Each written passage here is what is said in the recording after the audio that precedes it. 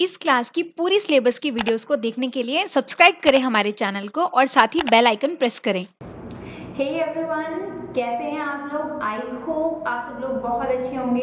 Welcome back to my channel mass academy. I am Diksha और मैं आज आपके लिए लेके आई हूँ एक नई स्टोरी नए अंदाज में।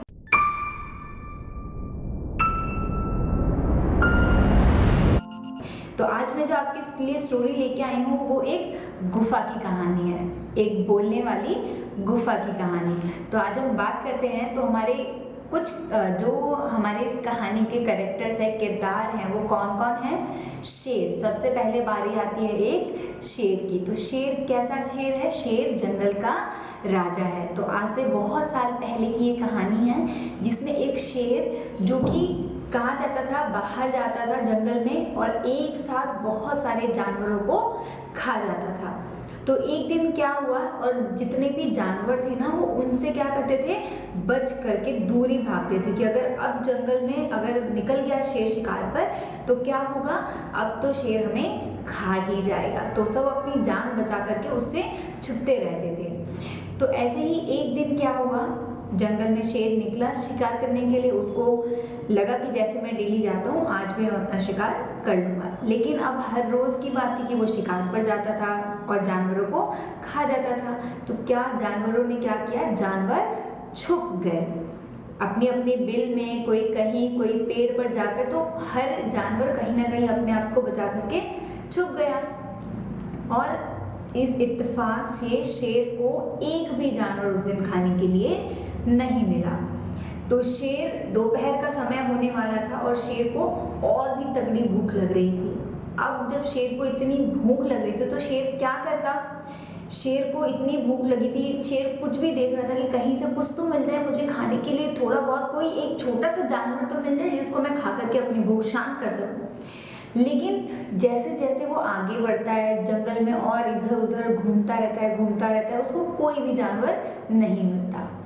ऐसे ही चलते चलते चलते चलते वो कहाँ जाता है, एक गुफा के पास पहुंचता है। गुफा कैसी है, एक बहुत बड़ी सी गुफा है जिसमें बहुत अंदर तक देखने पे सुरंग जैसा सिर्फ काला काला अंधेरा ही दिखाई दे रहा है। तो चट्टानों के बीच में वो छोटी सी एक गुफा। तो वो शेर उसे देखता है गुफा को और सोचता है कि इस गुफा में कोई ना कोई तो रहता ही होगा और अगर मुझे वो मिल जाए और अगर मैं उसे खा लूँ तो मेरा पेट भर जाएगा, मेरी भूख मिट जाएगी। तो वो यही सोचकर वहाँ पर जाता है और देखता है कि कोई कहीं से कुछ ना कुछ यहाँ पे मिल जाए। तो वो जब अंदर जाता है तो वहाँ पर गुफा के अंदर माहौल कैसा है, पूरा एकदम अंधेरा है। आपको पता है ना, शेर अंधेरे में भी देख सकते हैं। तो वो अंधेरे में भी देखता है कि यहाँ पे मकड़ी के जाले एक तरफ लटके हुए हैं, कुछ बैट्स लटके हुए, चमगादड़ वहाँ पे लटके हुए हैं ऊपर के साइड में। तो वो अंदर जाता है, देखता है अरे यहाँ तो कोई भी नहीं है। लेकिन वहाँ पर देखता है कि यहाँ पर घास फूस का एक बिछौना बना हुआ है। तो जब वो उस घास फूस के बिछौने को देखता है तो वो अपना समझ जाता है, दिमाग लगाता है कि अच्छा यहाँ पर बिछौना है, इसका मतलब है कि यहाँ पर कोई ना कोई तो रहता ही होगा। जब वो ऐसा सोचता है कि कोई ना कोई तो रहता होगा, फिर वो बाहर आके चुपचाप से गुफा के बाहर आके थोड़ा सा एक किनारे बैठ करके देखने लग जाता है कि कोई तो इस गुफा में आएगा।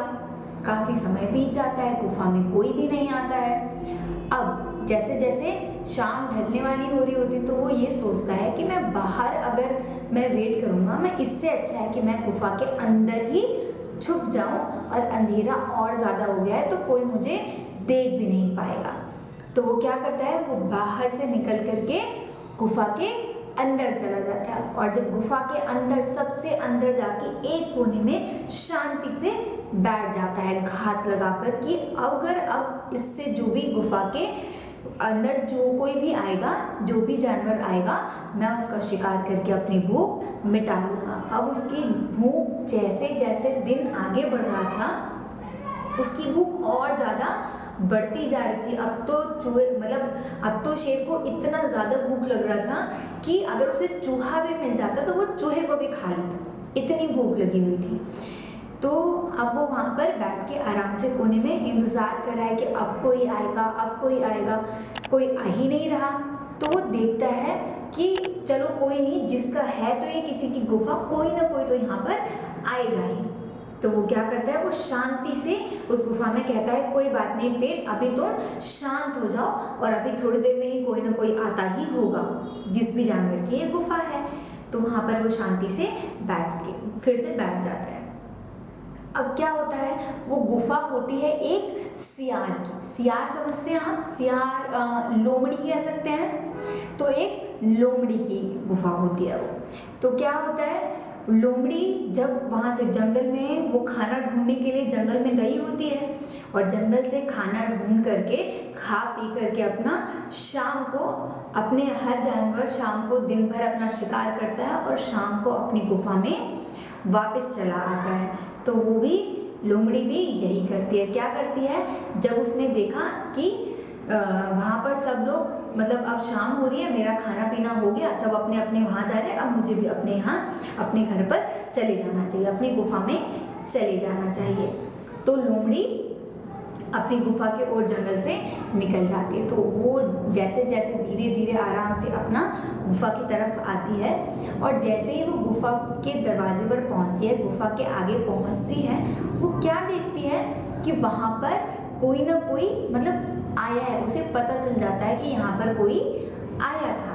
तो जो वो पैरों के निशान, वहाँ पर शेर के पैरों के निशान, जब वो अंदर आया था तो उसके पैरों के निशान बन गए थे। तो उसने देखा कि इसमें कोई ना कोई आया है, फिर कोई गया भी है और फिर से कोई आया है, लेकिन उस बार जाने के निशान नहीं है। मतलब जब शेर पहली बार गुफा के अंदर लोमड़ी को ढूंढने के लिए गया था कि यहाँ कोई ना कोई जानवर मुझे मिल जाएगा मेरे खाने के लिए, लेकिन जब वो अंदर गया उसे अंदर कोई नहीं मिला। तो वो गुफा से वापस बाहर आके गुफा के बाहर इंतजार कर रहा था। तो एक बार अंदर जाने का और दूसरी बार बाहर आने के पैरों के निशान पड़ गए। और उसके बाद जब उसने देखा कि अब शाम हो रही है और मैं यहाँ अगर रहूँगा तो शायद कोई मुझे देख ले और अंदर ना आए, गुफा के पास ही ना आए, इसीलिए वो जाकर के गुफा में छिप गया था। तो वो गुफा के अंदर फिर से गया, तो गुफा के अंदर जाने का निशान फिर बन गया, लेकिन जब उसे वहाँ से निकला ही नहीं है तो उसके निकलने का निशान नहीं था। तो लोमड़ी समझ जाती है कि यहाँ पर कोई ना कोई तो आया है और अभी मेरी गुफा के अंदर कोई ना कोई छिपकर बैठा हुआ है। तो वो अपना दिमाग लगाती है।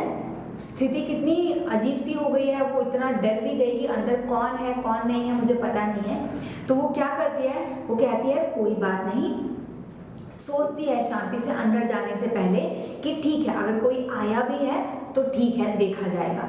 तो वो क्या करती है, वो अपना दिमाग लगाती है और कहती है, जोर से आवाज निकाल कर कहती है कि ओ गुफा, जो उसकी गुफा है, ओ गुफा आज क्या बात हो गई है, रोज तो तुम, जब भी मैं आती हूँ रोज तो तुम मुझे आवाज लगाकर मेरा स्वागत करती हो, लेकिन आज तुमने मुझे आवाज क्यों नहीं लगाई। आज तो मैं आ भी गई हूँ और इतना देर हो गया, तुमने मुझे एक बार भी आवाज नहीं लगाई, क्या बात है, आज क्या बात हो गई।